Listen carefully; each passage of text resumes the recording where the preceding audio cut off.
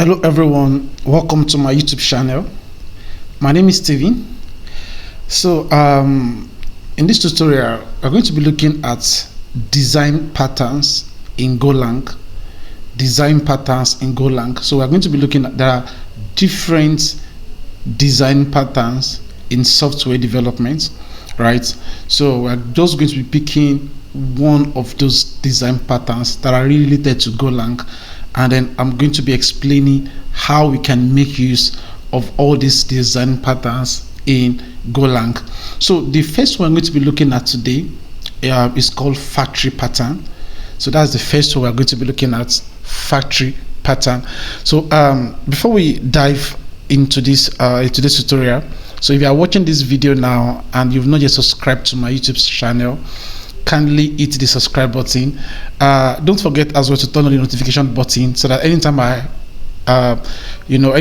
I post interesting content like this, you are going to get a notification.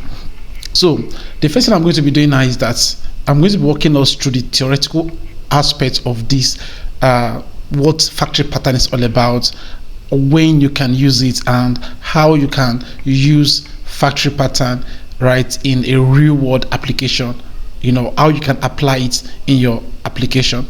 All right, so let's go into it right now.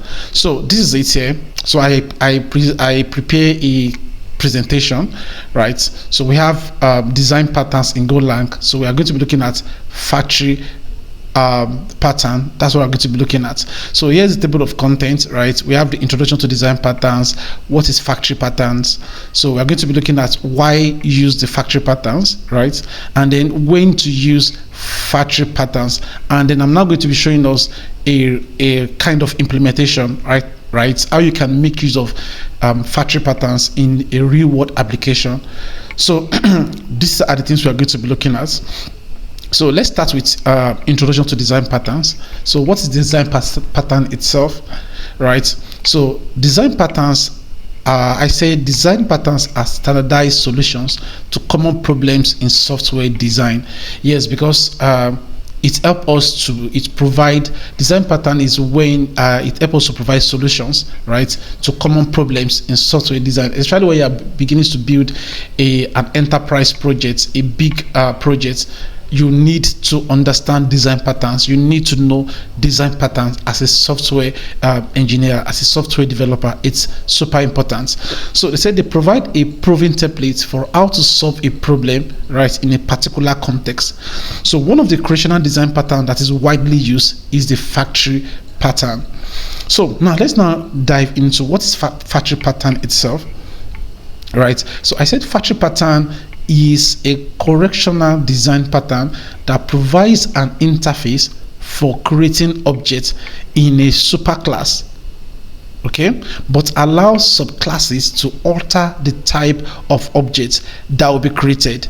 So and I say it helps us in achieving the abstraction by hiding the creation logic and only expose an interface for the creation process. So if you don't understand all these grammars that are here, right, by the time I begin to show us examples, then you are going to understand what this means. So we are going to be coming back to this definition, and then I'm going to be explaining what's each of the line of or each of these explanations, these sentences, what they really means.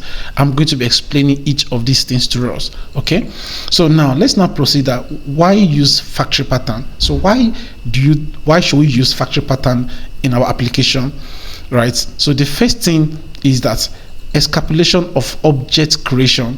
Okay, so I said the factory patterns escapulate the instantiation logic, making the code more manageable and reducing the risk of errors. So what this simply means is that now the number one thing is that it helps us to make our code more manageable when we use factory patterns, right, in our code, and it reduced the risk of errors, right, because it helps us to manage our code, it helps us to write a very minimum code, because when I'm going to show us the implementation aspect of this code, then you're going to understand this particular explanation, that it helps us to know how to manage our code, because you just have to create an interface, and then from an interface, every other classes will begin to make use of that particular interface, right?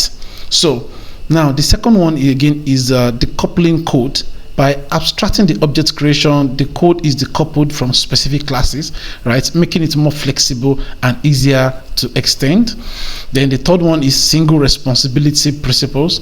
So I said the responsibilities of object creation is separated from the object implementation, adhering to the single responsibility principles. And the last one is easy maintenance of code. As I've said earlier, it helps us to maintain our code. It helps us to write a very small code, instead of us writing a very verbose, a big something, right? It helps us to write a very small code. So then coming to this now is when to use the factory patterns in your projects. So the number one is that dynamic object creation.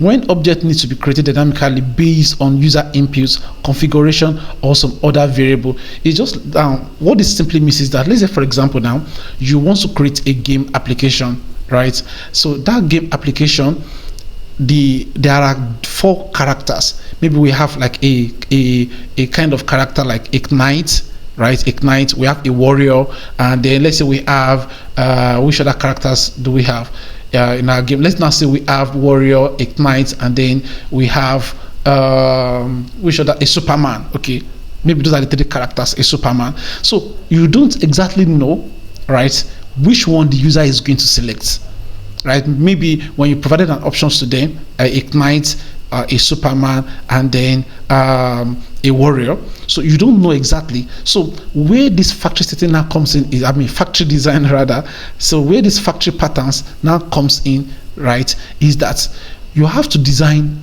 you have to create an interface. So it is now based on what the user inputs, right? That is what you are going to use to create, to give them a proper response. So that's the explanation I'm trying to make here, that when object needs to be created dynamically, you want to create an object, right? You know, the warrior is going to have his own characteristics, his own character, what is going to display. A Superman is going to have his own characteristics, right? He's going to have his own objects.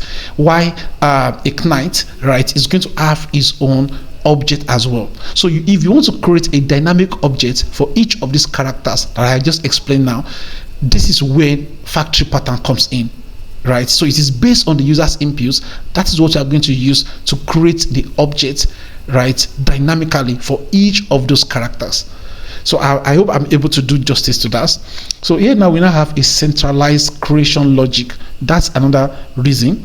So when you want to centralize the logic of creating objects to manage it in one place, right? So if you want to create a logic, right, that you want to be able to manage that logic in one single place. You don't want your code to be everywhere. You don't want your logic to be everywhere. You don't want your, your implementations to be everywhere. So you can make use of factory patterns.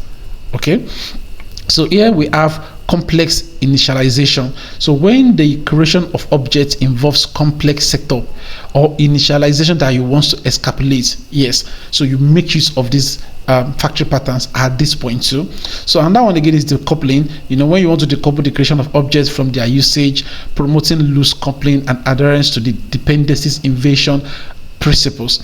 So now let's now look at how we can use factory pattern. So all these explanations will now make sense to us now. So let's come here. So now this is an example of a real world project, right? Let's say you are building an application, right, and then you want to integrate a web, you want to implement a logger, right? You want to be logging some errors, you want to log network errors and console errors, right? So and I said, let's say you are building a web application and you need different types of loggers, right?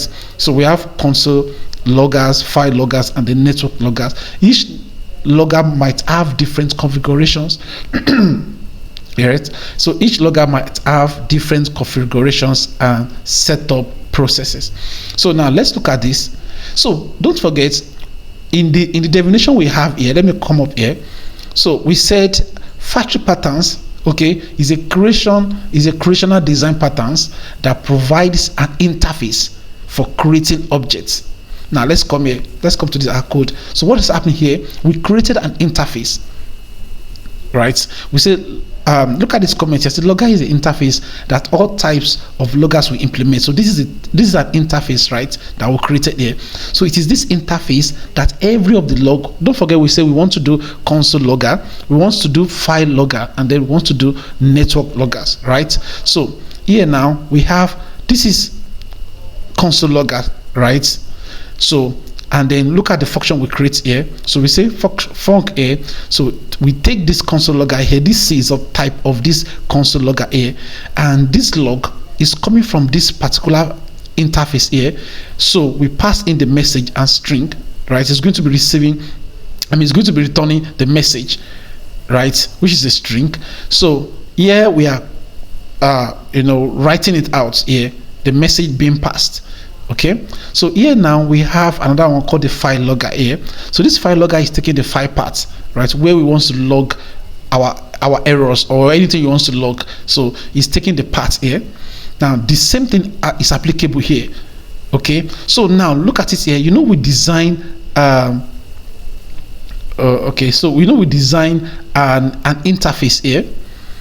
Okay, let me come up here. So you can see that we created an interface here. Okay, so and then this is that interface that every of our loggers they are using now. Okay, so we have this function here, this file logger here. Okay, so it's taking the same interface that we created, and then we are returning this file part and the message. So here another one again, we have the network logger, right? So and then the same thing is applicable. The same thing we did in this file logger is what we do here. Now we now say that logger factory is a factory function that creates loggers. So this particular function here is now the one that creates the loggers. Okay, so it takes in the log type, which is the string parameters, take the config, and then it returns the logger. So here we now make use of the switch, right? We now say if is a console that we want to make use. If the case is console, right, we return the console logger here. Don't forget, I hope you know where this guy is coming from. So it's coming from here. Okay, this is coming from here, right? So we are returning this console logger here. So if it is file, right, it is file logger we want to make use of, we return it here as well. Then if it is network, so inside our main now, what we now do is that we now call each of those loggers. We have the console loggers, the file loggers, and then the network loggers, right? So we now say, okay, we now call this logger factory. Hope you know where this logger factory is coming from. This logger factory is the function creating the loggers, right? It takes in the console, right, and then look at this file here. It takes in the file and then the parts of that file. Now the network logger here take in the name of that logger itself and then the endpoints that we want to log. So here now we now say console.console.logger.log. So we now say this is a console log message. So each of these guys is now going to return the appropriate message that we want them to return. So I hope you are able to understand how this guy works now. So here is just a kind of way we can implement factory patterns, right, in our application. So you have to create the interface. Then from the interface, then you create each of those objects that you want to make use of, right? So and then you now dynamically create. If it is console, it was just like an example. Yeah, this and that thing now. Okay, I gave an example of a game. If you want to create a game the other time, so I gave us a 3 character that we have a warrior. Okay, we have a Superman, right, and then we have a knight.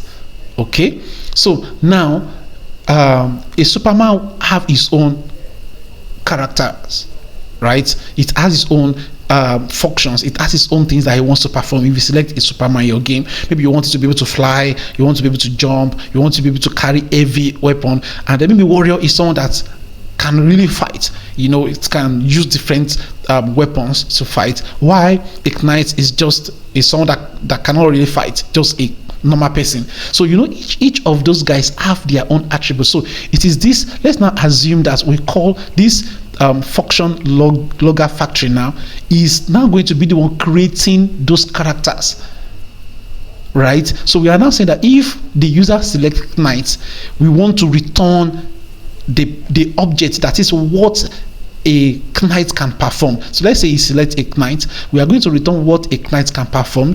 Okay, so let's say the user selects Superman here, so we say case Superman, so we want to return the action that that a Superman can perform. So the same thing applicable to this one too. So it is just that same logic, right? That same thing we are trying to do here inside this code here, right? It's the same thing we are trying to do. So I hope I'm able to explain. So here is just a brief explanation of what we just done. So I said a logger interface. Yeah, so we have a logger interface. All loggers implement the logger interface with the log method. Specific loggers, we have 3 loggers, right? Console loggers, file loggers, and network loggers that implement the logger interface. And then we now have the factory function that creates these loggers. So we have the logger factory takes a logger type, right, and a config string. Depending on the logger type, it creates and return the appropriate logger with the provided configuration. So yeah, that is how briefly you can make use of factory patterns in your application. So I'm going to be dropping the link. This is an article I created myself, so I'm going to be dropping the link of this article in the description. So if you need this particular if you still want to go through what I provided here, all these definitions and every other thing, and then if you need this code base, you want to run it on your VS Code or any text editors, you can just come here to copy it. So I'm going to drop the link to this particular article in the description. So if you have any questions in relating to what I've just explained now, just drop your question in the comment section. So thank you so much for taking your time to watch this video. So in my next video on design pattern in Golang, I'm going to be coming up with another design patterns, and then we are going to look at how we can make use of all of these design patterns in our project for us to be able to build efficient, scalable, and a reliable product. Thank you so much for taking your time to watch. Bye for now.